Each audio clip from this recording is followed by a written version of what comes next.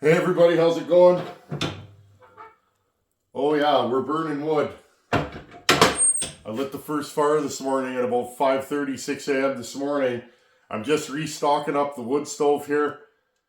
I was gonna do some chainsaw work, but we gotta check out the old 7.3 turbo diesel. She's a little bit sick, and I've noticed since I got back from Bunyan, the temperature's been slowly lowering. Truck's getting harder and harder to start.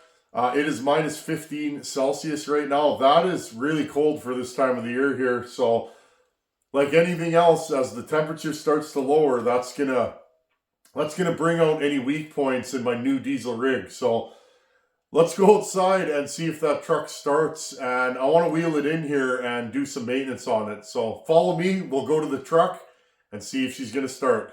I hope she does, because I didn't plug her in last night. There we go. Gotta have a block heater on your diesel here. Well, your gas engine too. Here she is, the 7.3 Power Stroke. Now you guys know I bought this truck in summer and it's been fine. It starts and runs good. But I noticed this when I got back from Bunyan.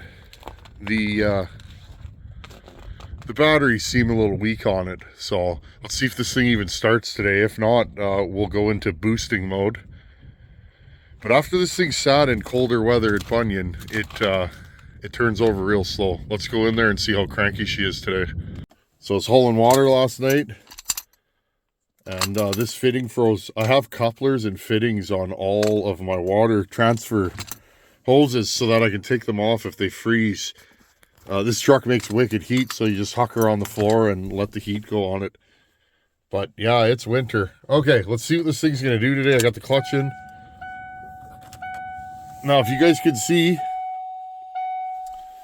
it's dropping at 10.8. I've seen it as low as 10.4. And listen to this thing.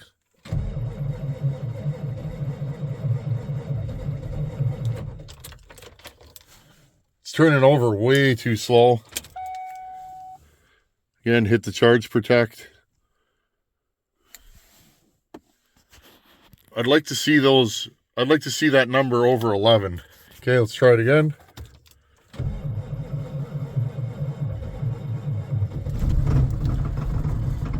You guys can see it's cranky. Look at the smoke coming out of it.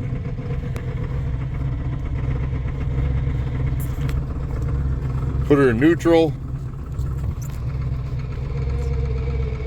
So first thing I'm gonna do before I say, oh, I need glow plugs, is put a new set of batteries in this truck.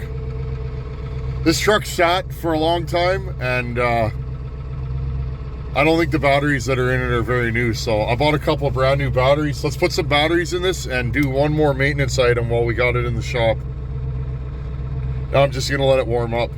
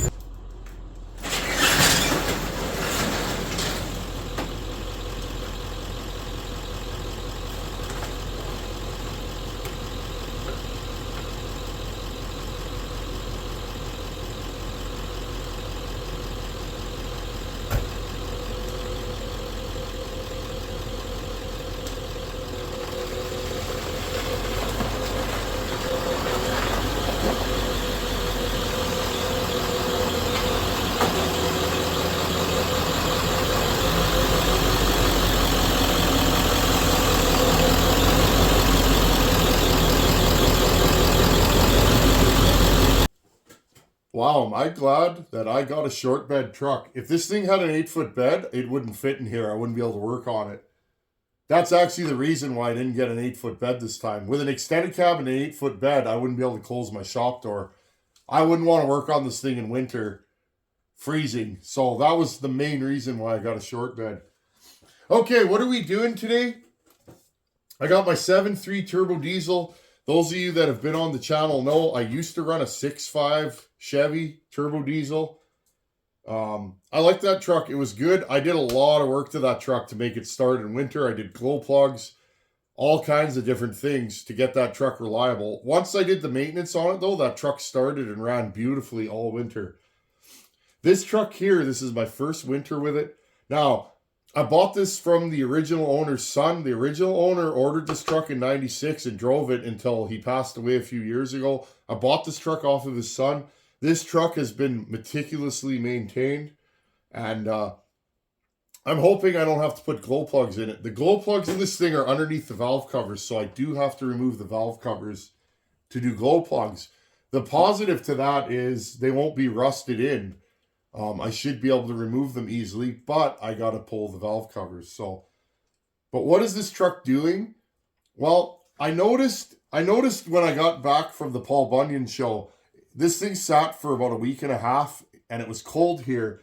And when I went to start it, it turned over really slow, and it didn't fire on all cylinders. Now, this truck, when it's been above freezing but still cold and the glow plugs are actuating, this truck was starting on all 8 cylinders and starting fine. But as it's gotten colder, I've noticed this truck turns over really slow and it's not firing on all cylinders. Now, right away, you could say it needs glow plugs, and it still might, but looking at the voltage drop on my digital voltage gauge there that's underneath the dash in this truck, I'm dropping to 10.5 volts a lot of times before I've even turned it over. So what are we going to do today? I'm going to put 2 brand new batteries in this truck, and let's put a fuel filter in this thing. I like doing these kind of projects on the channel. A lot of guys I know ask me about diesel trucks. They want to buy one. Now, I'm just going to give you guys my opinion. If you're not towing all the time, I wouldn't even mess with a diesel truck. Yeah, they sound cool, they look cool, but the maintenance on a diesel truck is way more labor intensive and costs way more. But if you are towing and you want the power and the fuel mileage of a diesel truck, it's really hard to beat something like this 7.3 Power Stroke. Yeah, the new trucks have way more power and, you know, all that kind of good stuff. But what I find with the new trucks, the emissions kills the reliability in them. And most of the guys I know with modern diesel trucks are telling me stories of diesel exhaust fluid issues a lot. So to me, I would rather have 4 or 5 of these for the price of one new diesel truck. You could have a whole parking lot full of these and do all kinds of work with them. So this truck will pull a house if you hooked it up to it. It won't do it quickly, but it'll pull darn near anything I've put behind it. Anyhow, I'm letting this thing cool down. Let's put a couple of brand new batteries in this thing and a fuel filter and see how this thing starts. And me mentioning diesel trucks and that, I like people to know what they're getting into, and if I can help you through my content on this channel. First thing with a diesel, 2 batteries. This truck has 2 of the largest batteries you can fit in a passenger vehicle. And with that comes a lot of cost. So first things first, the cost of owning a diesel, like I mentioned, is higher because things like 2 batteries. Let's have a look at this old battery in here. I cleaned this off. This is one of the batteries in here. This thing's super dirty. There is a date code on it, but it's not punched or marked, so it's impossible for me to know how old these batteries are. But just judging by the dirt on them, I'm going to say they're probably 5 years old or older. It's time to change them out. 875 cold cranking amps times 2. So again, if you've never had a diesel, prepare to buy 2 batteries, and they are the biggest batteries pretty much you can put in a passenger vehicle. And these are Group 65s. Also, look at your clamps. Make sure they're not loose. These are a little rusty, not too bad. We'll clean these up good. Let's have a look at the other battery. Now, one good thing, and I noticed this when I was looking at this truck, these are a matched pair. You always want to match your diesel batteries. You want to replace 2 at once, or you will have starting problems generally in this climate. Okay, 875 cold cranking amps at 0 Fahrenheit. So there you go, at about where we're at today. Also, make sure your glow plug relay, there's one under there and one under there. You guys can see it. Make sure those are in good shape. And again, if you were going to check the glow plugs on this, I was reading online, because of course I've never had one of these. The outer two plugs on, or wires on each of these plugs, is a glow plug lead, and you can put your multimeter on there and check to see if they ohm out. If they ohm out, you know you don't have an open circuit in your glow plug, and you know it's working. Okay, but they are underneath here. Weird thing about these trucks, I guess it works. I don't really think it's a great design, but it works and it lasts. This plug here has wires inside the valve cover gasket, and they connect inside. So the valve cover gasket is actually the wiring harness in these trucks. Kind of weird, but that's how they do it. Okay, first things first. Undo the positive. I may replace these cable ends up the road. They're kind of... Take your cable end and make sure it's not loose or broken. I had a tractor once, brand new tractor, back in the day before I was YouTubing. It always was a hard starter when it was cold, and it would fart and pop, and I'd have to run that thing for 20 minutes before it ran on all the cylinders. My cable end was actually broken on my positive lead.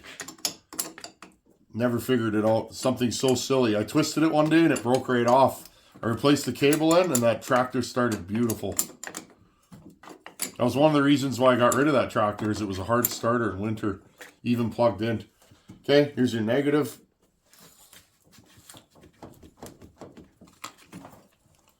This negative's cracked, so down the road I'm going to definitely replace these. Now I'll do the other side. This brings me back to my teenage years. When I think I was 15, I started working at a Goodyear shop changing tires. And then as I progressed, I changed batteries, brakes, did exhaust systems. Did a lot of exhaust systems back in the day. That kind of became my bread and butter. But I changed a lot of batteries, so, and these vehicles were new when I did that, so I was working on this kind of stuff a lot.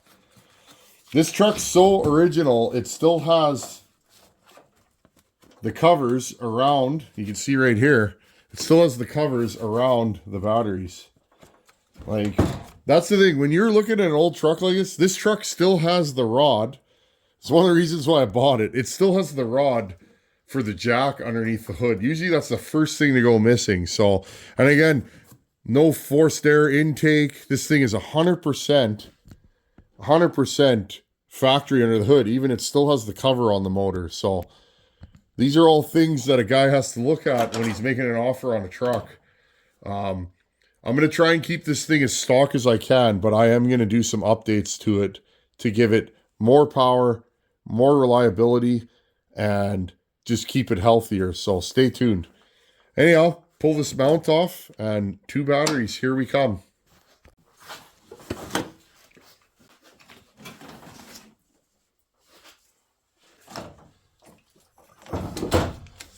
I find the mid-grade batteries last just as long, so I just I go by experience. Batteries don't last long up here because it is so cold. There she is. Okay, I got one in there. I put the factory battery blanket back on. Because again, I want to keep this truck as clean and minty as possible. I'd like to run this truck for the next forever. With the mileage that's on this and the miles I'm going to put on it, I think this truck should last me till I'm an old man, is what I'm hoping. As long as I can get parts for it, I should be able to keep it running. Maybe one day my daughter will drive this truck. Who knows? That's the plan anyways.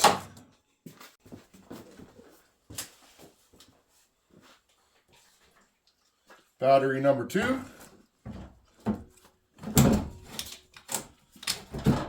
Again, I'm going to put the battery blanket back on. This truck is wired for my winch, so I'll put that all back together. Okay, and then you take this mount here, fish it in. Without dropping it, preferably. There we go, tighten down the bolt.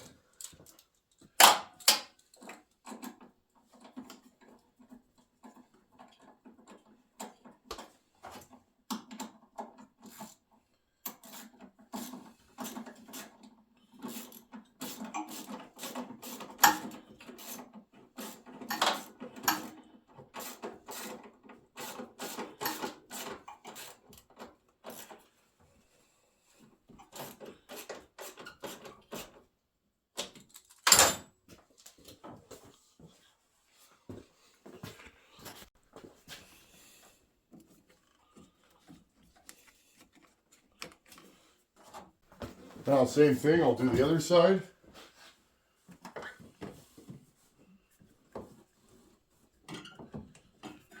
And again, these extra wires for this thing are for my winch. I have a quick connect wired in for my winch so that I can just plug it in. Well, am I glad that I looked in there. Little mouse action. Mouse poop in there. This filter's dirty. I live on a gravel road, so air filters are something I replace constantly. But looks like a little mouse is making a house in there, so we'll vacuum that out. Again, tick that off the list and just keep going. Okay, I vacuumed out the inside, cleaned out the air filter. I'm gonna put this thing down for a new filter. She needs one. Filter's not horrible, but I've had worse in my vehicles, but I definitely don't want to suck a bunch of dust and gravel dust and that into the turbo. That's how you wear the veins out on your turbo, is by having a dirty filter.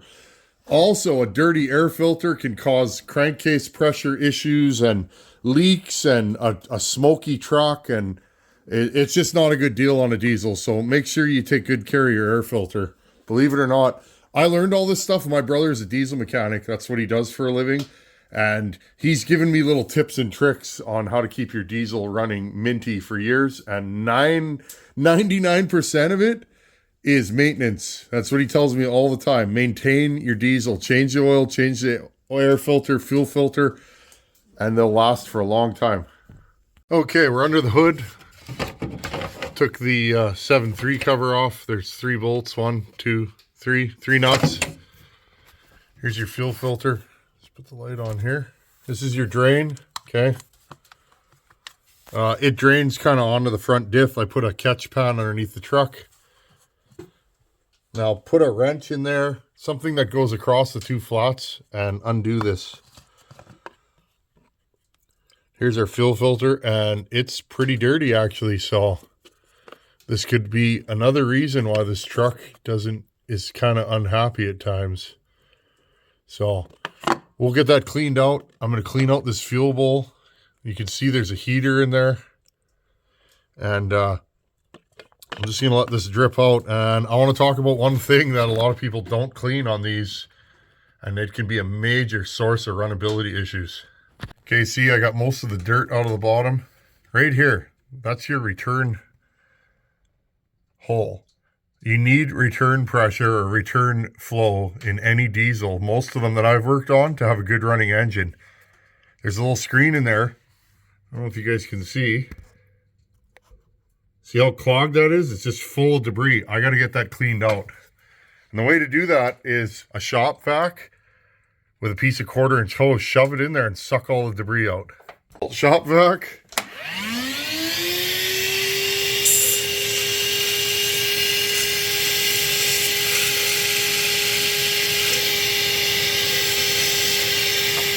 Okay, suck it out. So I want to show you guys something. I just realized this. The center of this is supposed to have a pipe that comes up. It's called a stand pipe. There's a check valve in there. This truck does not have that. It's broken off. I know it's replaceable.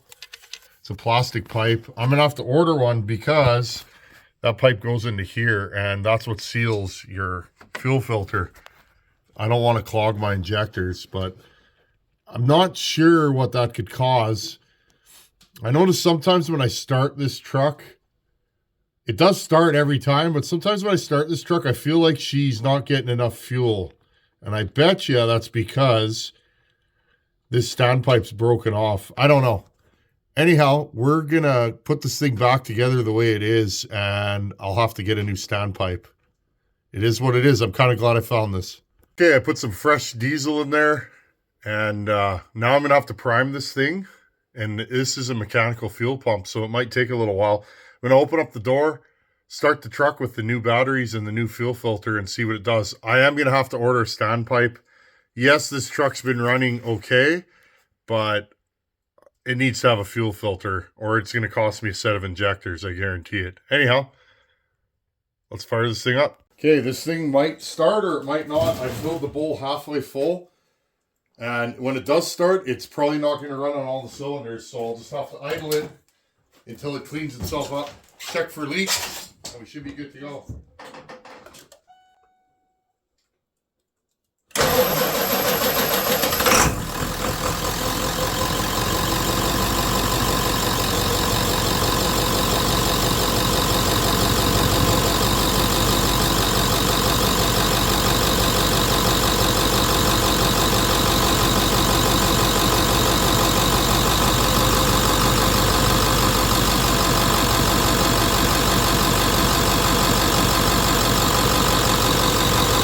Okay, truck's been sitting outside for 3-4 hours now. It's -8. Let's see what she does now. Not as cold as it was this morning, but okay.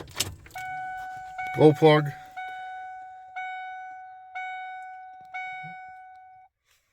Let's see what she does.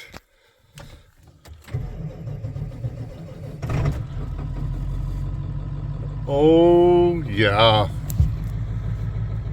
Well, friends, this thing turns over at twice the speed. I don't know if you guys could hear that. It fired up, but here's the main thing. It fired on all 8 cylinders. It's not, no smoke coming out. So I'm going to say that this truck just needed a new set of new set of batteries. And I think we're good to go. Right on. Today's question of the day is actually a comment of the day. I love this kind of stuff. Keep them coming. There's a lot of truck guys on this channel. William Tony mentioned check out Bill Hewitt at powerstrokehelp.com. He said Bill is a resource, just a wealth of knowledge on 7.3 Power Strokes. So William Tony, thank you, buddy. That's what makes the internet a beautiful thing. We can all fill in each other's blanks for what we do and don't know. That's why I'm here, and that's why I keep making content. Anyhow, William, thank you for hooking me up. I'm going to go check that out. And for everybody else, thanks for watching. Take her easy. Later.